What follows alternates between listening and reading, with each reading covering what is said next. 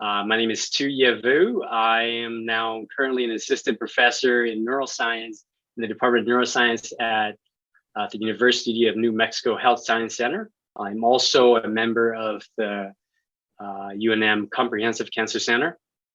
So it's a great combination of both neuroscience and cancer research. My lab is really using mice, transgenic mice, to really study mechanisms of how glial cells develop in the brain, and then trying to understand how these cells migrate and differentiate over time, including like oligodendrocyte precursor cells, astrocytes, and then also looking at, when there are mutations that happen, how these cells are then transformed into glioblastoma or gliomas, which are brain tumors that are really deadly. So that's what my lab has been doing. We use mostly mice, we do mostly mouse models in order to do this. And so that's the gist of. So how long have you been at the University of New Mexico? I started it. I was at UT Southwestern Medical Center at Dallas, Texas, with you, and so then after 2017, I transitioned to this position, and I've been here for 5 years now in the department. So how long was your postdoc there in UT Dallas? Yeah, Southeastern. It's interesting. Yeah, it feels like a little bit ago or a while only, but it's been a while. I was a postdoc. I think I came at the fall of 2010. Oh, wow. And so I was at UT Southwestern for a total of 7 years. Those were, really great years. I really enjoyed being a postdoc. I think it was one of the best times, because most of the time you just have to focus on your research and really, try and develop your research and then hopefully build a story and take it into your own lab. You didn't have to worry about schools and study for tests. So postdoc was a great time, but it took a while for me. Oh, I wish I had the same perspective right now, because now that I'm doing a postdoc, I'm like, it's driving me crazy. It's always in retrospect, right? Right. Visions 2020. So let's go way back. How did you get in? What was your, how did you get into science? Like, what was the interest at the beginning? So let's for the listeners, where are you from, and then how did you get into academia? So let's start from the beginning. So if you really want to go back to everything, I was actually born in Laos. I was born in Laos in Southeast Asia. I think I was probably around 8 or 9 years old when we immigrated to the U.S. And Hmong people, we came to this country because of the Vietnam War, where the people of the highlands in Laos. And so, the United States recruited the Central Intelligence Agency, recruited Hmong people to be involved in the Vietnam War, essentially to intercept the Ho Chi Minh Trail, which is the main trail that, that they transport ammunitions and tanks from North Vietnam to South Vietnam. So Hmong people play a huge role in that. My parents, my father is actually one of the soldiers during that time. And so after the United States pulled out, a lot of Hmong people were persecuted because of our role in the war. That's essentially what my family story, the majority of Hmong people's story is. And then just to move a little faster into the 80s. So we didn't really move to the US right after the war, but we came in 1989 when it became apparent that we couldn't live the way that we wanted to anymore in Laos. And so then we eventually immigrated as refugees, walked through the jungle for 2 weeks to Thailand. And then we stayed as refugees in Thailand in the camp for, I think, 6 months, a little bit more than 6 months, almost a year. And then we immigrated. How old were you when that was, you said 8? 7 or 8 when we were moving, from Laos to Thailand, in Thailand. And so I was there we're there for, I think, I don't remember, maybe a year or a little bit more.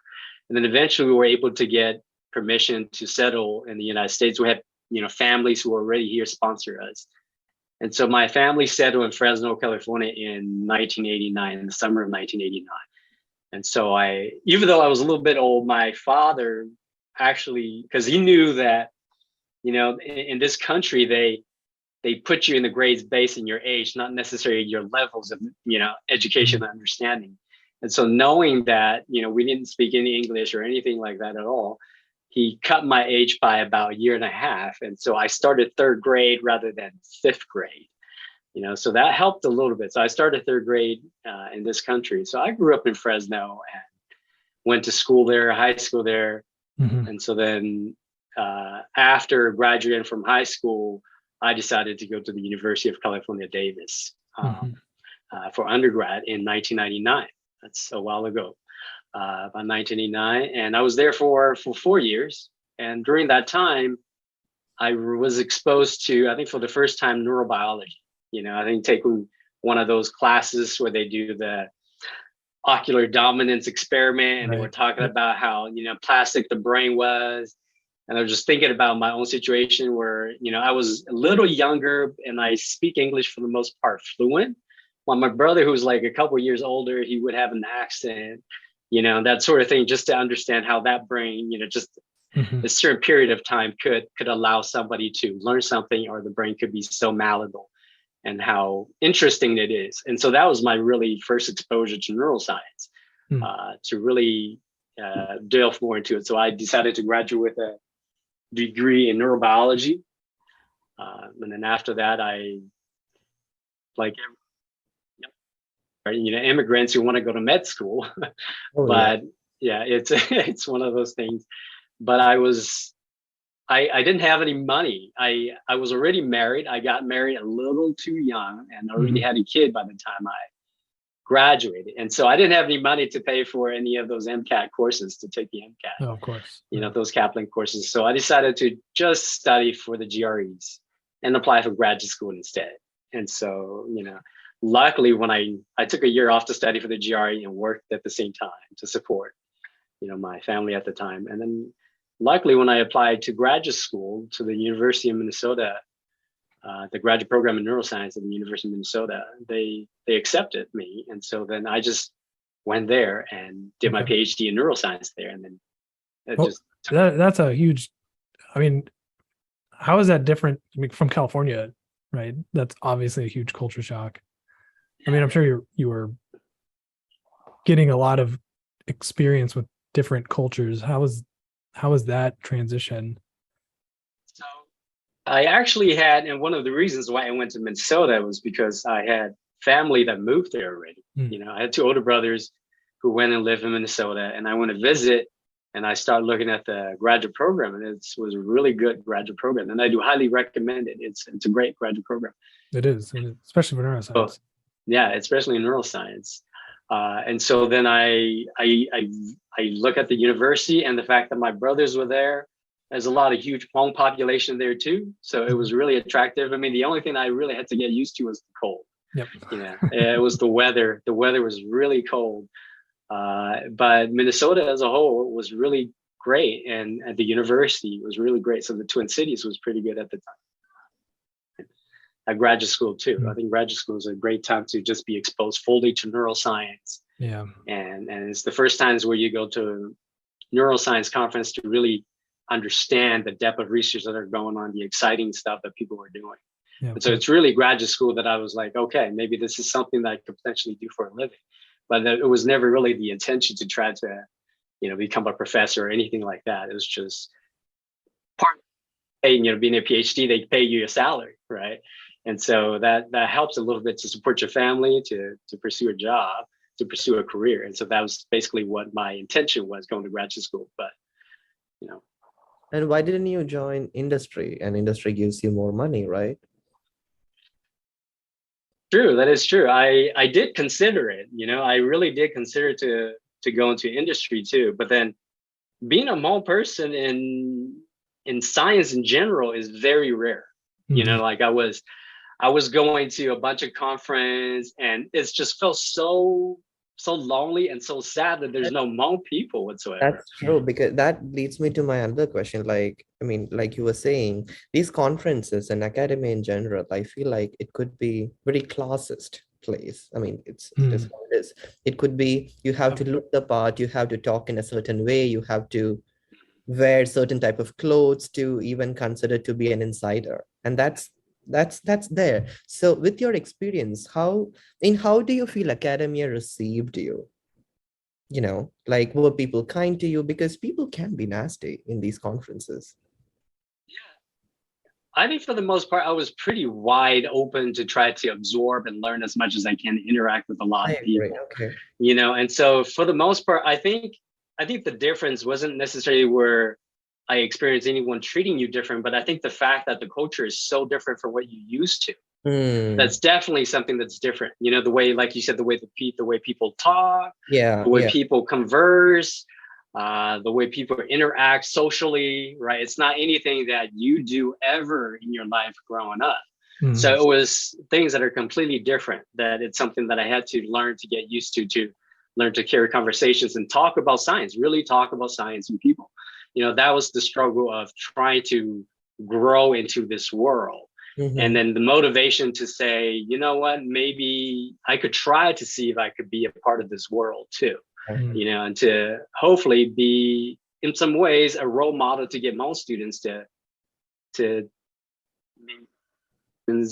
Hmong people in general, but also Southeast Asians in general too, because there's not many of us in science and research. And so I guess to try to maybe be visible too, be visible and be a part of academia. And hopefully that will be a way to attract students to pursue this career path as well. And so that's partly one of the reasons why I didn't go into industry, and mostly I just applied for a postdoc position to see if I can get it, right? And if I didn't get it, I was going to go to industry. But luckily, I applied to Jane Johnson's lab at UT Southwestern, met her, and she was just such a great mentor, such a great professor who really cared about the people that worked in her lab. And many of the people who worked in her lab has been able to transition on to become professors and other things too. And so then I'm just like, well, this is like, it seems like a good opportunity, to pass up, to try to look for an industry position. Why not do this for a little bit more to see if it's doable, if it's something that you want to do before you give up this road. And so the door just opened and I just walked to it to try to continue to do it. I can relate to it because I come from India. So when you grow up there, you see all these scientists, but then the idea of scientist is just so far out there. And it's like a magical creature, and so when I tell my parents, like, okay, fine, I'm doing my PhD, this is what I'm going to do, it's like beyond comprehension for them. They don't understand. Even now, when I tell them I study epilepsy and Alzheimer's, they don't understand. And I can't blame them because they come from a different world. So I have to be very patient in explaining things. So this is what I do. This is the scope of doing. It's like how I feel like the West world perceives science and the Eastern world perceives science. It's a complete different thing, at least in the modern times, of course. Can you expand? I'm very curious. What does that mean? Like, I mean, it's a in an Indian context, right? It's 1.3 billion people there. So, and the research institutes that are well funded, there are only few institutes there. So to get into those institutes, of course, there's only certain seats and there's a lot of competition too. So only a very handful number of people get into those institutes. And since they get into these institutes, they would think like they are, it's like holier than thou attitude, right? And it's this idea of scientist is just so unreachable to working class or middle class people over there. It's like, scientists, what do they do? Doctors, yes, they understand because they go to hospitals and everything, so they respect that profession a lot. But then with scientists, it's like a magical entity that you only see in Hollywood movies. So even when I told my family that I'm decided to do a PhD, the first question was, will that pay you enough? Like, is that financially viable? There are so many things that the different community just don't understand or get it. And another thing, like in these conferences, when I was in India, I never used to drink alcohol. My first can of beer, it was when I joined my PhD in Japan, and one can was enough to get me drunk. And I was so surprised to see in these conferences where and people were discussing science and everything. Then I was thinking, oh, so this is how people, like, it was a new language for me. It's like, I had to learn to be included in that circle. You know what I mean? Even if that means have a sip of wine, even if I'm not used to, it's like reconditioning myself to be included. What you mean about, being a different world, like, like you said, we don't have to think about all these things. Like, I think like most people that I know, like especially my Caucasian friends or American friends who grew up here, who's more wealthy, they're just really passionate about science. That's why they go into it, and so they find it very easy to talk about it because that's the only thing they think. They don't have to worry about money. They don't have to worry about feeding their parents, and all of these other things, whether they're going to have enough money to pay for anything that they need. And so I completely understand that where, for me, even, like doing this, I get the same thing from my parents. Are you going to make enough money to raise your 4 kids? I have 4 kids too. Are you going to make enough money to raise your kids? Are you going to be able to do what you need to do, pay for a house, do all of these other things? And then, there are so many other things that you got to think about besides just the science. You got to really juggle that. So I think I completely understand where you're coming from there in terms of, go into science. It's not just science. We have to think so much more. So, my God, is it my as a PI now, how has that influenced the way that, now, I mean, as a PI, you're essentially, it's almost like you're running another budget, right? If you're a family, you're running your family's budget. You got to make sure you can pay the mortgage. Same thing as a PI. You got to make sure you can pay salaries. You got to get the overhead. You got to, materials and supplies. You got mouse costs. You've got cells, and how has that influenced the way? How do you think it's influenced the way? I mean, obviously, you have one way to do it because that's the way you do it. But time, all the way from like, as far as I remember, like personally, just money wise, financially, was something that I always had to worry about. Like all the way from my, growing up in this country, all the way until I got this position, I always had to worry about money, whether there's enough money to put food on the table, to pay for car, what if something happens? So when I really had this job is when that financial burden, I mean, it doesn't pay a lot, but it pays you enough that you don't have to worry that, if your car died, I could probably afford to buy a new car. Right. And if I need to do something, I could pay something for my kids, these things, put them in a good house, in a good school district, And so those are the things that I didn't really have to think about, at least, these last couple of years that I'm here now. And so then once I have the other stuff to think about, like you say, in terms of budget, do I think about that? I think if it doesn't affect me that personally, I'm not worried. I'm actually more excited about spending the money and playing with it to make the most, to get the most out of it, whether it's hiring people, or try to be creative on how to buy things. And so that you could really stretch the amount of dollars that you get right now. And so those things I am not as worried about because the personal side is sort of, at a very more balanced place than before. And so as a PI, I actually enjoy managing all of these things. I don't really do a micromanage, I just do it at a very large scale, imagining what I want to spend money on and allocate money that way to hopefully fund the research and pay for the people to work in the lab that I wanted to. And so I actually enjoy that to some extent, the liberty to actually have some money and use it how you want it to try to further your research and your ideas. So how big is your lab? Sorry, how big is your lab? My lab right now consists of a graduate student and 2 research technicians. I am trying to, I just recently got an R01. It just started in April. And so I'm trying. Yeah, thanks. Congratulations. Awesome. First R01, huh? Yeah. Awesome. R01. It took a while, but it went through. And so now I'm trying to potentially hiring 1 or 2 more people to join the lab. So hopefully that will work out. Yeah, I think I can sympathize, saying like it is somewhat fun. It's different, right? Science money is a lot different than real money. But I as a postdoc, what I realized and one of the things I learned was that if money is the solution to the problem, that's an easy solution, right? it's one of the easier solutions. You just got to find the money. And that to me was such a radical mental shift, because graduate school, I was in a small lab. I worked on an unfunded project.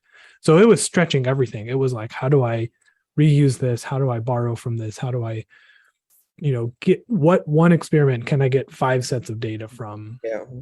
Mentality. And then as a postdoc, going to a different mentality where it's like, we just need to solve this problem. If throwing money at it solves the problem, let's just find money, and then that's the solution. It's there is a liberty to it, right? And I see it as this shift between survival mode and growth mode. And creativity really flourishes in growth mode. It's very suppressed in survival mode.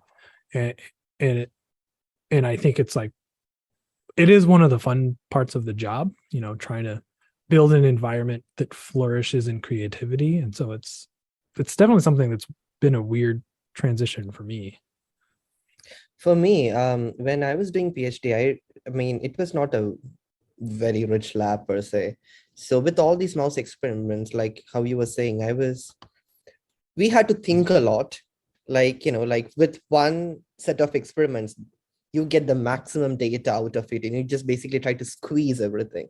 I must say that is helping me right now very much. Like, that is so many people who, I don't know if they do a training in a very well-funded lab, when you have everything that you have, people don't think as much, like when you, I mean, when you're, how do I say this? Resources are limited.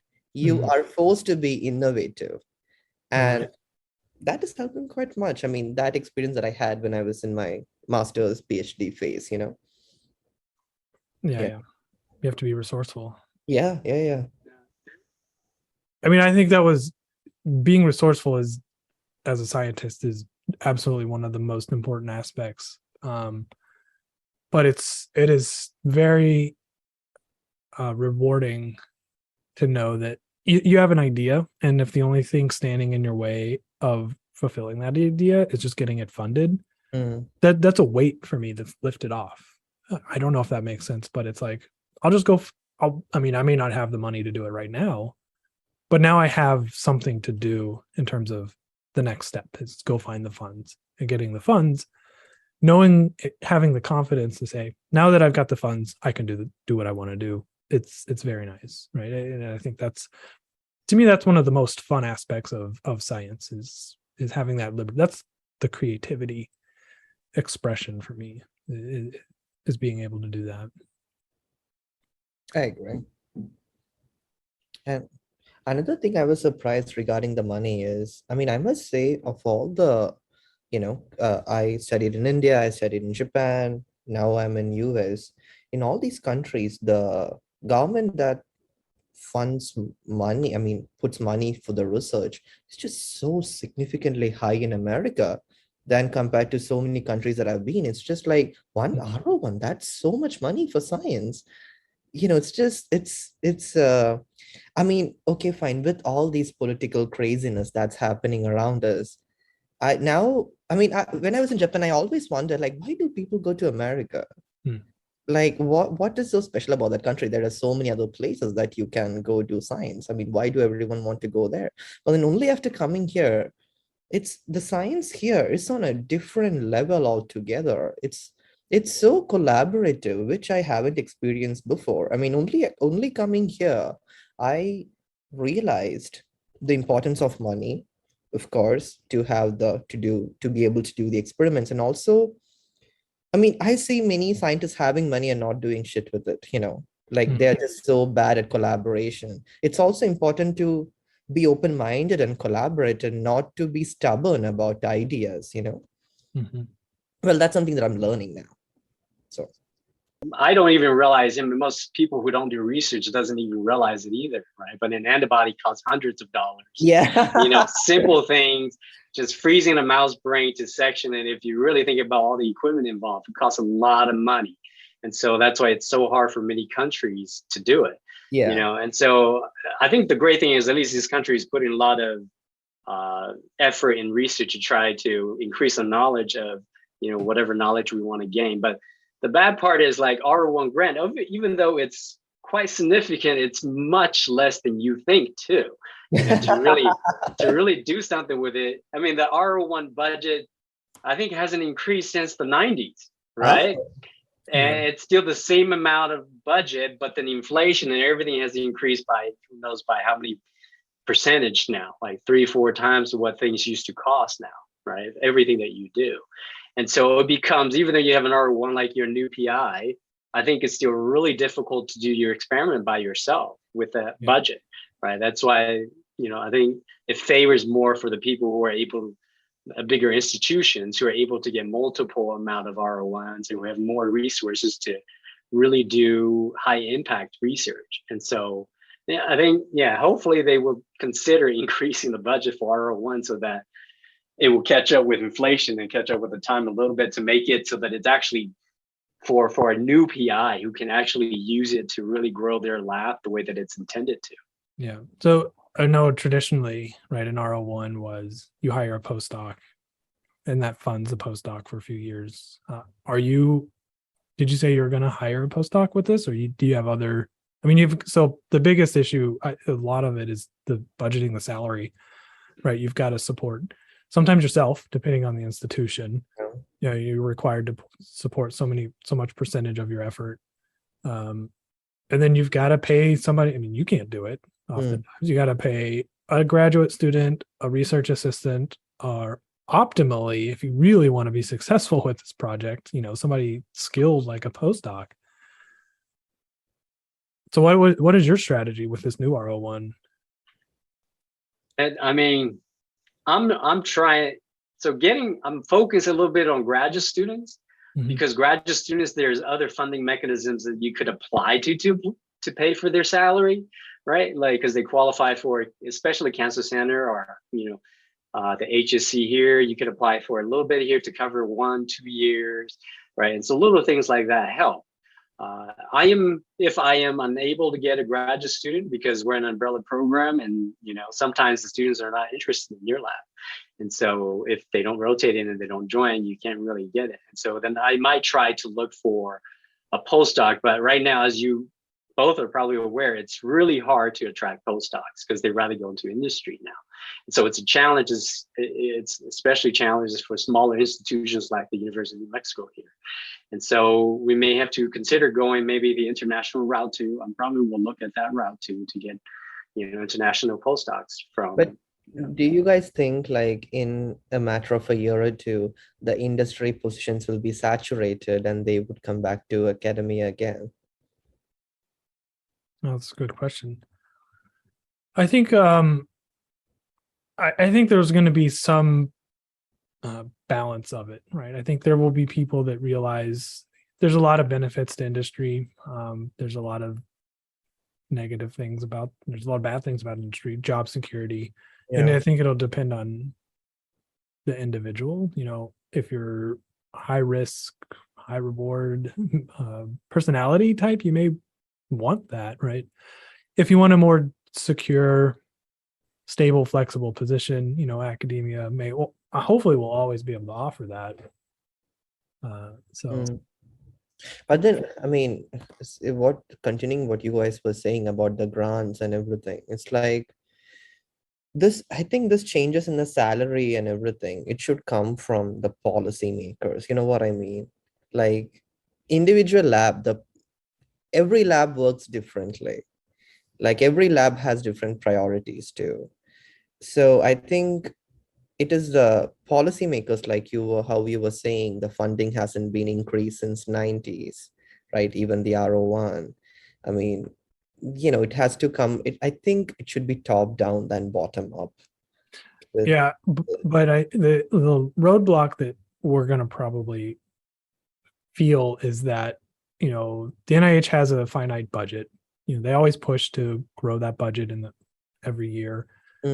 But each institute will have X amount of dollars to support their grant programs. And what they're probably justifying now is saying, we may not be able to support more money per grant, but we can support more grants. And there's still some benefit to that, right? To say we can give out 25 grants at this cost versus increasing the cost of the grant, but only giving out 10. I mean, either way, we're going to feel that, right? Either you don't get, I mean, in some level, a little money is better than no money, right? So there's that double-edged sword right there. And so you're going to still, basically that pay line is going to get smaller and smaller if they increase the value of that grant, unless something significant from Congress gets passed to improve that overall NIH budget.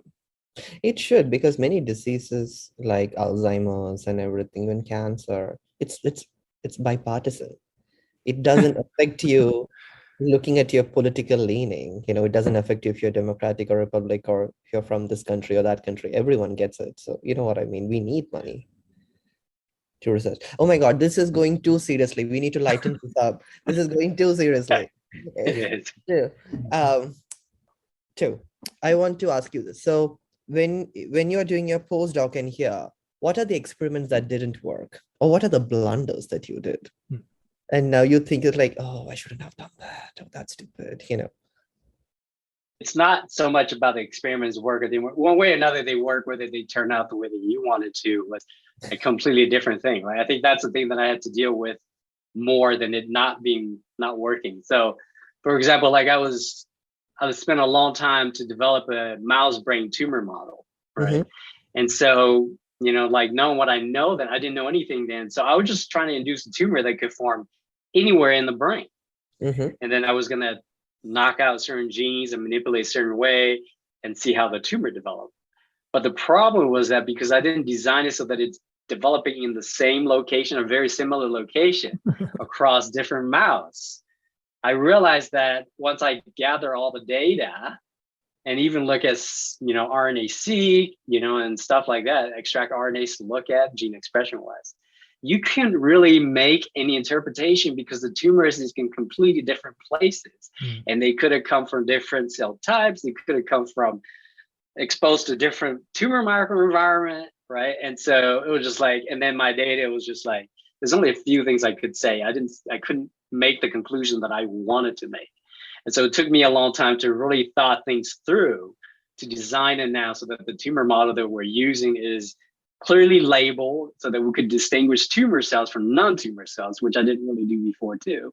And it's being induced in a very similar location so that we could track how much it migrates when we knock out certain genes, particularly if that gene is important for tumor migration. And so I think it's being a postdoc of not having that foresight, and you have to learn the hard way to say, I spent 3 or 4 years on this and I'm not getting the quality of data that I thought I would. And so it's still good to learn, but I think it would have helped if you knew something like that. So those are the things that I encounter more as a postdoc. So continuing the question, so what are the things that you learned from postdoc that's helping you right now with your lab? A lot of it is, I think, independence. Being an independent person. I was very fortunate to join Jane Johnson's lab. So she was like, when I want to do the postdoc, I want a very hands-off PI. I wanted somebody to let me be the person to drive the project, to design the project, to gather the data, to interpret and just discuss and need just guidance on how to do it. And so that was my approach to my postdoc. And so Jane was really great.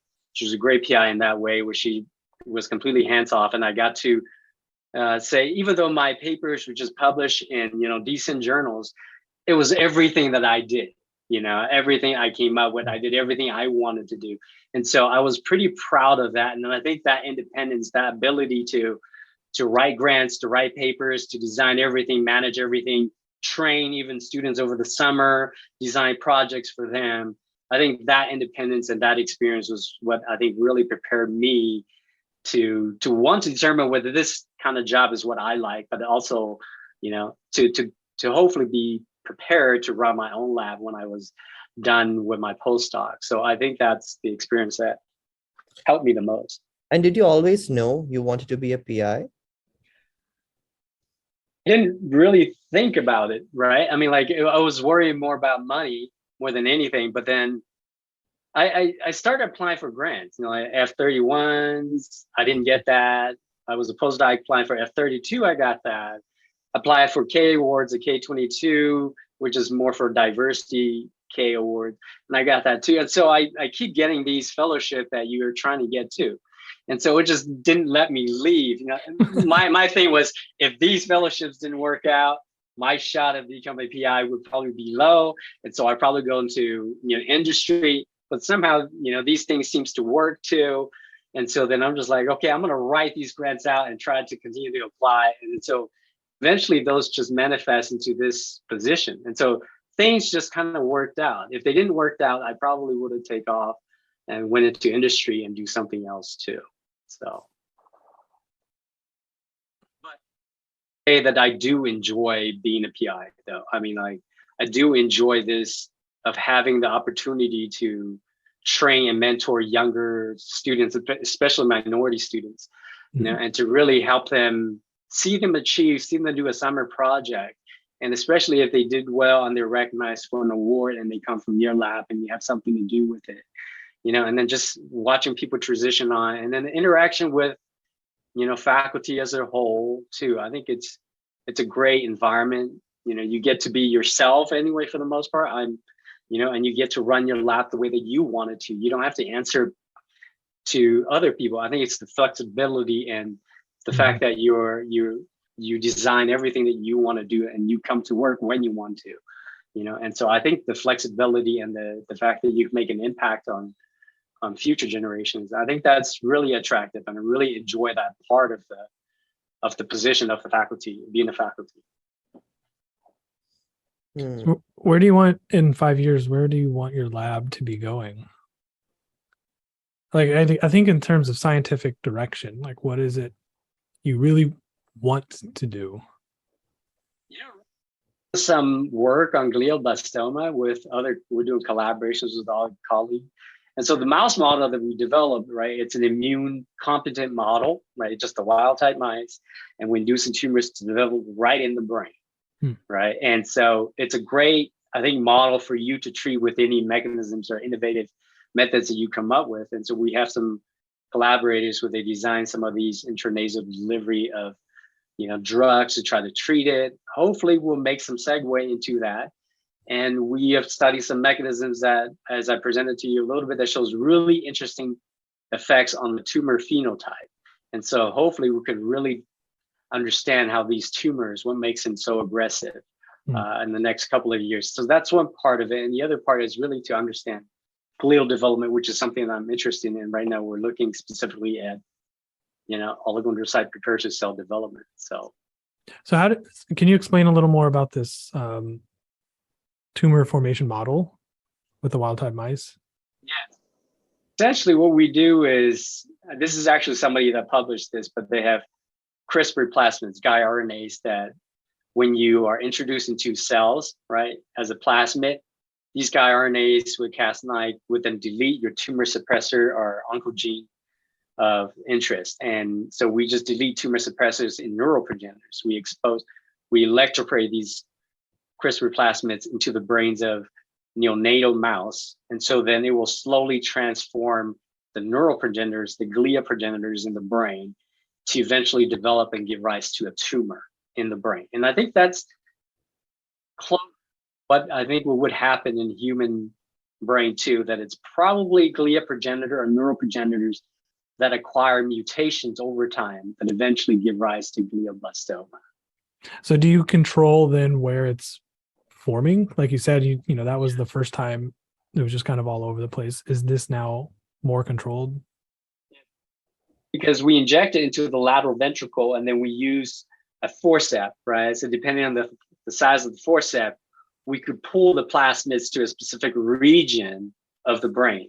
And so in this case, we pull it right into the dorsal cortex, so that when the tumor forms, it will form right in that region in the cortex. And then these tumors are highly migratory, and so you can see them migrate from one side of the brain to the others too.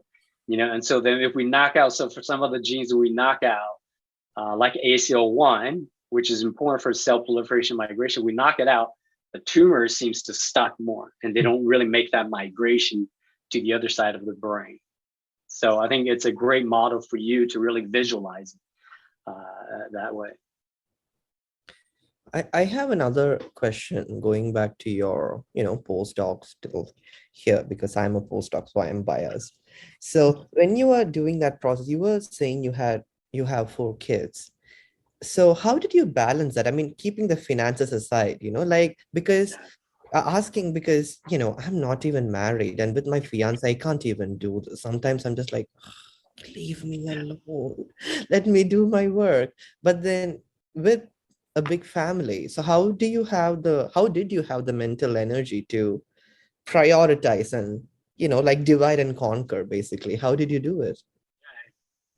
Good job. That's what I can tell you. I think that when you have so many things you have to tend to, something has to suffer.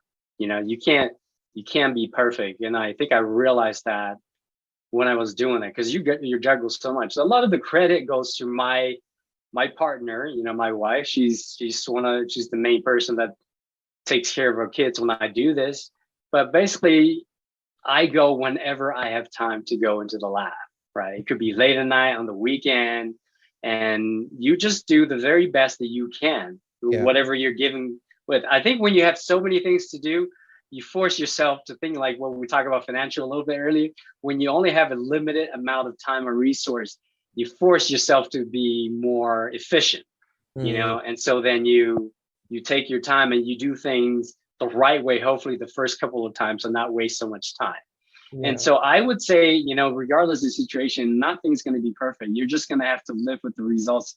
You just have to pick what's a priority for you. Mm-hmm. And so for me, I just didn't want at the end of the day to feel like I wasn't able to progress, to pursue the career that I want because I didn't do a good job. I really wanted to try to do the best job that I could possibly do, to see if, in a way, to see if you have the ability to do it, to actually succeed. And I think, regardless of the situation, I think you have to put yourself in that place to see if, okay, I really did everything the best I could.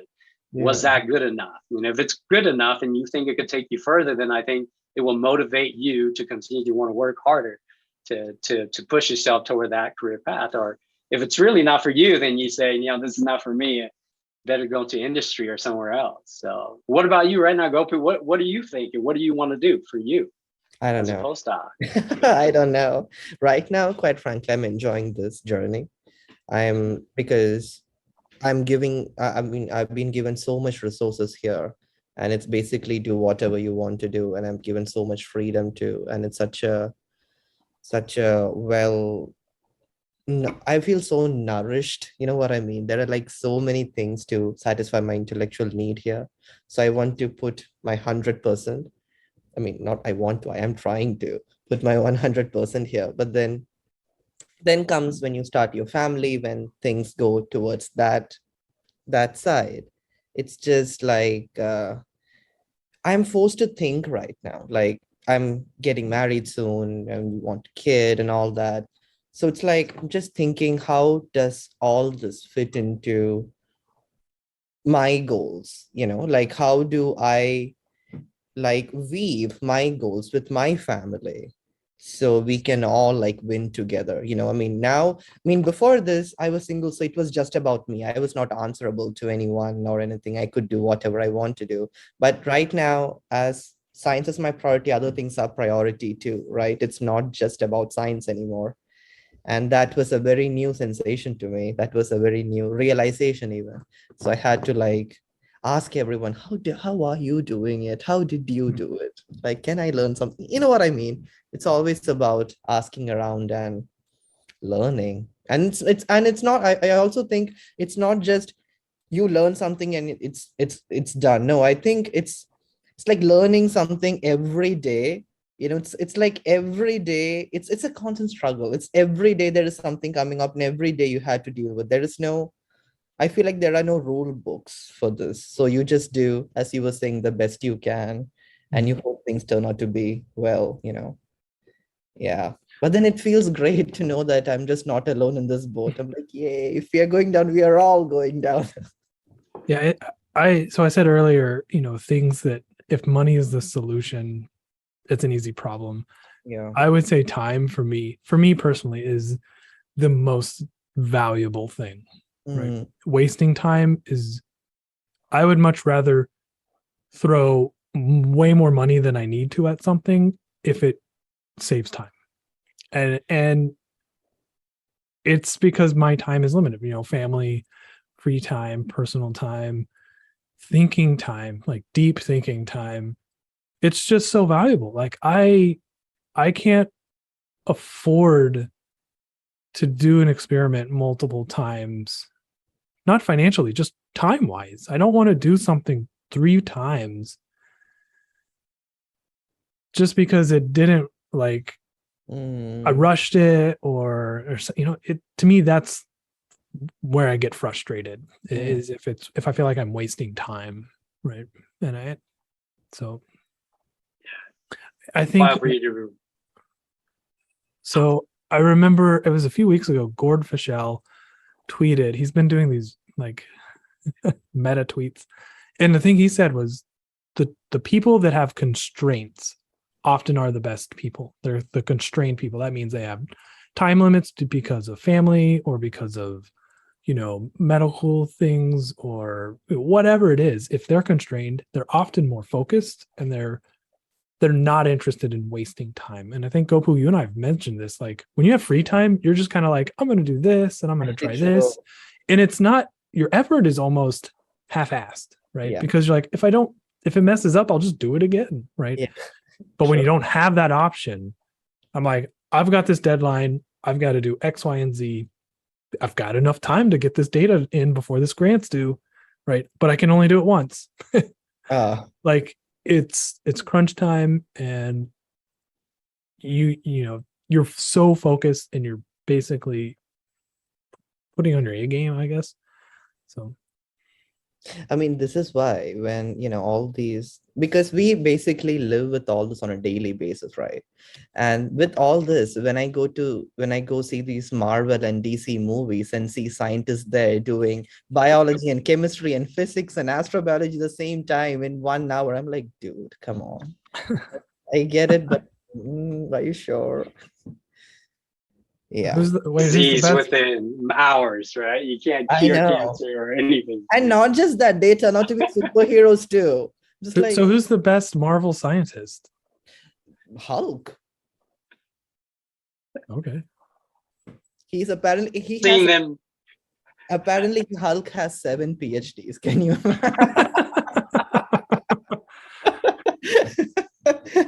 Yeah, that's all I have to say. Not just 1 or 2, 7. It's all movie magic that they just work, right? It just doesn't. They actually haven't. Like, I haven't seen a movie where they actually do science. Like that's really how science is. That's really how scientists struggles. I haven't really seen a movie like that yet. Oh, I wouldn't want to watch that movie. Because that's the thing, when we were talking about these high school interns, right? They come into labs thinking that is the science. You get like, you can find a new planet, you can turn into like all these things, like all these quantum physics, like now people are throwing quantum in front of everything. So they see all that and they come to our lab and see how much work goes inside, even an immunostaining. And they're like, oh, so it takes all this effort? I thought it was easier. I was like, no. Oh, yeah, no, absolutely. I've seen that where. Really?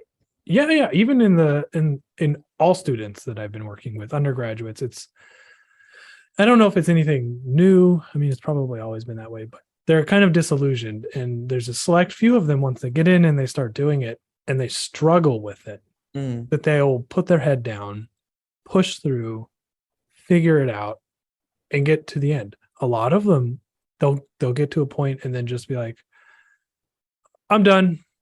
Yeah. In the middle of something, it's just like, I'm never showing up again to the lab, for whatever reason. And you're just like, I don't understand. Like, it's just something that's not in my DNA to be like, wait, you still gotta put Dappy on that thing. So don't stop.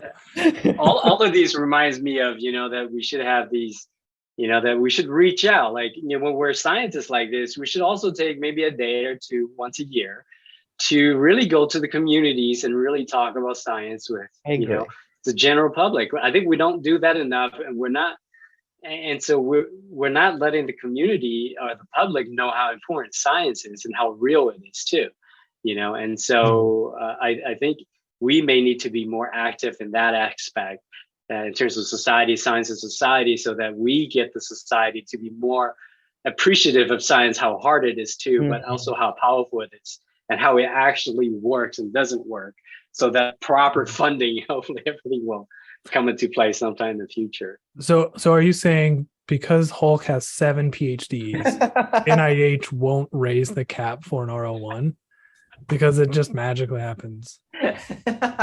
We get our Tony Starks in here. Do anything with those PhDs though. I mean, so look, publish. Where are they? Right. Oh, that's true. Well, he's Hulk. He doesn't have to publish. Can you? I mean, that's the thing. It's like, I don't think people realize how much work goes inside. Even some publishing a paper in impact factor 3 or 4. It's like simply 3-4 years of a work. And to get into big journals like Nature Cell Science, of course, you need data, but then more and more, I feel like contacts are also important. I mean, it's only a naive person would think with real good science you can get into Cell Nature. I mean, yeah, of course, but then come on, we are not living in an ideal world, right? I mean, contacts helps a lot. I think there was this one of the papers. I did the math, like 2 years saying how much it costs to actually section a mouse brain. I counted how much it cost for one figure in a paper that we did, and it was $100,000. What? And that includes, there's just like figure 1, and that include all of the mice that went into it, the salaries that went into it, the time, because the time it took to do the whole experiment, right, which would have been like, I don't know, 8 to 10 months, right? The reagents, the cost of the facilities, and it was like just one figure was like $100,000. And I believe that too for some of the things that we're doing, because it takes so long. The hope is that hopefully you can use it to stretch to get multiple papers out of that money that you spend. So I don't know, it's really hard to calculate precisely how much, like directly. I mean, if you like you're talking about, if it's like, I need this mouse colony to have this figure, but I'm using it for a bunch of other things too, right? So it's really hard to say what the cost, but it definitely isn't cheap. Like, I keep trying to stretch that to some of the students and research technicians too. I mean, I always go, you're here to play science, really. You could publish your papers in a really nice journals and you can make a name for yourself, right? And so you can actually do really good science, and it's really expensive. So you have to appreciate that. You should take it seriously to some extent. I mean, you should have fun too, but you got to realize how not cheap it is, like, and how much money goes into in time. And so to really appreciate and try to get something out of it, whatever that may be, of everything that you do in science. Yeah, that may be a double-edged sword, right? Because if the public knows how much a lot of the science costs, right, it may help improve funding, because like, well, we need to raise the cap, but it may also be like, sounds like you're wasting a lot of money. I know. I won't be surprised. I mean, some of this money is ridiculous. Like some of the stuff you have to buy, it's so. I mean, you pay. I can list stories of how money is wasted just on purchasing through specific vendors, or just buying antibodies that don't work. Yeah, no, that's part of the process. $500, $300. Antibodies is a weird example, because I had some funding to buy a couple of antibodies. It was just like little student funding to buy one antibody. And this was like 6 months ago. And then in that 6 months, it doubled in price. It went from like $350 to $700. And I was like, what? Now this grant won't even support it. It's like $500. And I can't even do that. So it's bizarre, but. And and the thing is, it's only if the antibody works. Yeah. Doesn't, then Yeah. Yeah, let alone having to like test 5 of the same GFAP antibodies just to make sure you've got one that looks like you want it to look. Yeah. Yeah. Ugh. So how are you doing these days? How are you doing? How's your lab? How are students? How's things? I think things are running, I think I'm getting enough people to work on.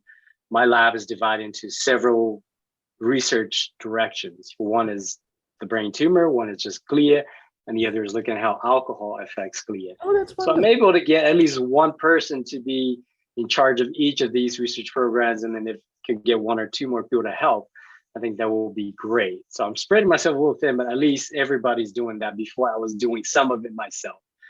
And so overall, I'm pretty happy. Hopefully we can grow some more, but the lab is going well. So with the glial development that you were talking about, so are you going to look at organoids too? I actually, we're mostly using mouse brain because we're interested in their difference and their migration into gray matter and white matter. And so organoids are great. I think we actually have some, some of my colleagues are doing that. But for now, I'm focusing mostly on the mouse brain for now. I see. Okay. I'm a through and through in vivo person as well. If I look at a cell culture plate, that gets contaminated. So nope, not for me. Cell culture experience at all is one of those things that I barely got to do. And so I don't really know how to do it. And then the questions that I want to ask, like I said, this gray matter, white matter thing, trying to understand that difference. And, when you culture, especially glial cells in culture, you kind of homogenize it. And so it's hard to address these heterogeneity questions. And so for now, I think when it comes to maybe the right question, I think, organoids or cell culture would be a really great way to address that. Especially if we could grow them for gray and white matter distinction. We don't have that control yet. Like guidance molecules to get the axons to grow in one single path or a single projection like you see in vivo. But then it's also crazy to think how our field is growing exponentially. Like I started my PhD when 2015, 2016. Then I never saw any papers about organoids. Then it was about co-culture and 3D culture maximum. Then we had data from microarray and RNA-seq. Now people are doing single cell spatial transcriptomics, organoid. It's just assembloids even. It's just, oh my God, it's crazy. It's a good, but then it's very hard to like keep on track of these things, It's just like, what do I focus on? This, there's so many new things. And not just that, if I have to learn all these things too in a short while, it's just, I do need those 7 PhDs. Somebody should give me 7 PhDs just for this. Can you imagine getting 7 PhDs? Oh, even one was stretch. Even one, my God, it is stretch. Yeah. Well, that was nice. Oh yeah, just to divert you guys from completely. Did you both see the new movie Nope? That Jordan Peele movie Nope. Oh, it's a fun Tou, you liked it, right? Did you see that? I some parts are good, but I didn't like the whole movie. You didn't? I loved the movie. You loved it? I loved it. It was crazy. It was funky. I loved it. Yeah. No, I think he has too many hidden stuff in there. Like I'm just watching a movie straight up for a movie too, And so this is not going to be on the thing, right? This review of the movie. Or are we going to put this in? We're gonna tag Jordan Peele on it. I know we should. The director, and there's some things that are cool, but I'm just like for me, for that part of the movie, just like, okay, this thing is happening. Why isn't the government not knowing this thing? Or why didn't they tell anybody? Like because they're gonna fight it. We'll have to put a spoiler alert. I haven't seen it. It's just outside of LA. I'm pretty sure somebody would have known. Yeah. If it's like the middle of like Europe or Asia and no one, it's a tiny small town, or I don't know. Like the setting just didn't work for me. Like they have fries, man. Come on. No, I was fighting with you. That was the movie was good. And so I'm just like, somebody else would have known this thing. And if you knew, would you fight it? Like, you gotta, like, I don't know. I just didn't feel like that. And then I don't know. I think the beginning, it took too long to get to that, to the creature, right? It was a little slow at the beginning. Sorry, Zane, did you want to go watch it? I'm usually, it takes me so long to watch movies. I'll probably forget everything you've said about it. It's good. Some parts are really good, but like I said, those things like Get Out, right? Get Out. Like, it was great and everything, how scary a white girl does that to you. I get all of that, if you're a black guy. But then you can't chop people's head off, their brain, and put another brain in, and they steal it. It's just not possible. The funny thing was, in that surgery scene, they had candles everywhere. I'm like, what? Candles in your operation theater? Sure, why not? So I explain how those people survive that. Right. Mm-hmm. It's not possible for you to take out someone's, their forebrain on top of somebody's brain stem. Hey, it's just he had 7 PhDs. It doesn't work. So for me, that I mean, like, overall the movie was great, but then that part, like that science fiction part, didn't work. And I think, to me, this science fiction part didn't work for me too. The social commentary and everything was great, but the science fiction part didn't work. And so that's the part I dragged. When I see science fiction movies these days, I turn off my scientist part. I just watch it for what it is. Do that, man. You got to tell me how you do that, because I can't do that. Just like, I can't turn it off. It doesn't work. It doesn't work. I mean, it's just, you can't overcome it. So I'm going to guess, you grew up in one of two camps. You're either Star Trek or Star Wars. You're probably more of a Star Trek fan than a Star Wars fan. More Star Trek than Star Wars. Yeah, I haven't seen either. You love Star Wars then? These days. and for a long time, I thought Star Trek is Star Wars. Yeah, I thought it's the same thing. Most people that like the hard science fiction, that's more of a Star Trek. Mm-hmm. Star Wars. I have a question for both of you. What is the baddest science fiction movie that you've seen? Like, it's like, nope, not doing that. Nope. What did you say? What's the worst science movie you've seen? You saw that, I'm like, oh God, this is crap. Oh God. I've seen a lot. I don't watch crappy movies. Like what Zane was saying, I don't have time to waste. And so if there's any review or anything that is crap or it's not a really good movie, then I just don't waste my time watching it. So I tend to watch things that are, they have something to say, something interesting to say. And so I don't remember the last time. I don't think I've avoided watching bad movies for a long time now. So there was a Tamil movie. So that movie, it's so stupid. It's so bad. It's so good. It's one of those movies. It's like, so Indian science fiction movie, right? It's so bad. It's wonderful. So the plot is, there is this bioterrorist, like leaving some anthrax virus or anywhere, and this lady who's a biotechnology PhD student finds a guy who's like a descendant, many generations descendant of some ancient kung fu guy. So to fight this bioterrorist, what she does is she's like, oh, you have the same genes as your ancestors. If we could turn on those genes, you will have the same kung fu powers. So what she does is she puts him in a huge aquarium with all electrodes and everything attached, and he's just like floating there, and she turns the gene on, and all of a sudden he knows how to do karate and everything, and he fights off the terrorists. And the funniest thing was, there was a scene where she takes his blood, and looks into it like the basic as light microscope, and she sees all the DNA dividing and everything, and she's like, oh, I see the gene, you have the same gene. I was like, wow. What people think science is. No sequencing needed. Right. Sounds like I would watch that one. Right. That's the thing. It's so bad. It's good. Wonderful. Yeah.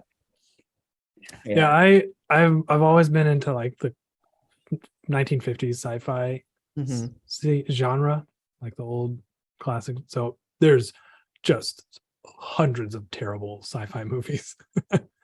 They're inappropriate now. There's a lot of like really wrong, like don't age well, obviously, because it's the 50s. But so I mean, some of it's almost like they're trying to make it bad.